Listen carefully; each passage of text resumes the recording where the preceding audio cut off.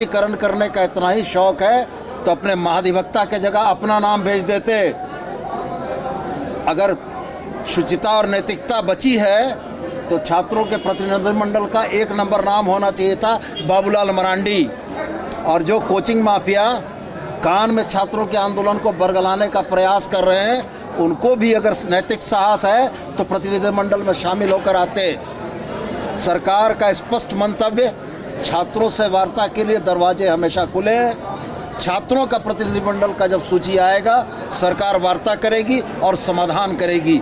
और आपके माध्यम से छात्रों से भी एक अपील, आप अपने इस स्वच्छ भविष्य के आंदोलन को राजनीति करने वाले लोगों के हाथ में गिरवी न रखें। ये राजनीति करने वाले लोग जिनके पास इतना नैतिक साहस नहीं है कि पहली दूसरी जेपीएससी में अपने परिवार के, अपने रिश्तेदारों के सीबीआई जांच के बाद भी इस्तीफे के बगैर नौकरी करा रहे हैं, किसी मेरिटधारी, किसी योग्य छात्र के अधिकारों का हनन करके वो आज आपकी बातों को करने का दावा कर रहे हैं। तो मैं आपके माध्यम से छात्रों से अपील करता हूं कि छात्रों के मुद्दों को सरकार बड़ी गंभीरता और संवेदनशीलता के साथ समाप्त करना चाहती है, लेकिन छात्र भी इस मामले में सजग हो जाएं कि कल तक जंतर मंतर के जो छात्र थे उनको देशद्रोही कहा गया इसी भारतीय जनता पार्टी के द्वारा, और आज छात्रों के हितों को पर कुठाराघात करने के लिए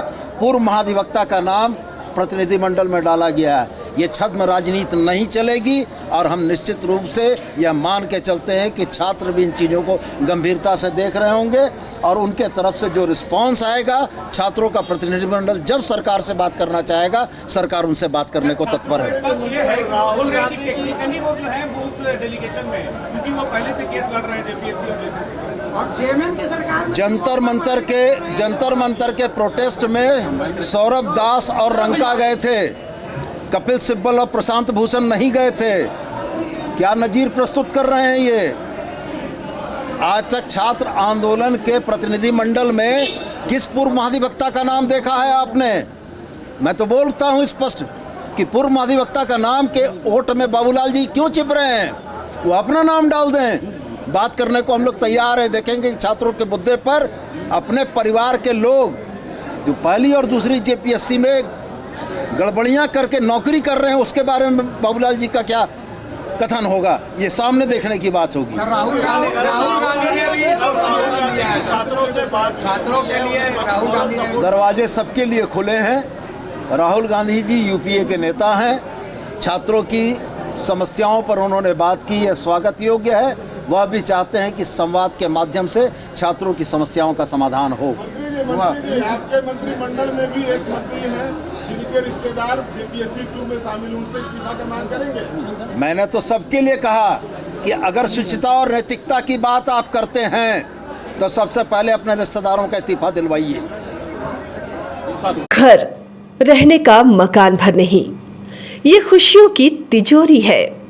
दरवाजे पर दस्तक देता पड़ोस, खिड़कियों से उमड़ आता आसमां, तारों में उलझी ऐसी ना जाने कितनी दास्तां। कहती हैं चले डायमंड सिटी, एक सफर हम सफर के साथ अपने घर तक। Diamond city, life long bonding, 500 से ज्यादा खुशहाल डायमंड परिवार। जल्दी करें, सिर्फ 200 फ्लैट बाकी। आज ही बुक करें अपना आशियाना।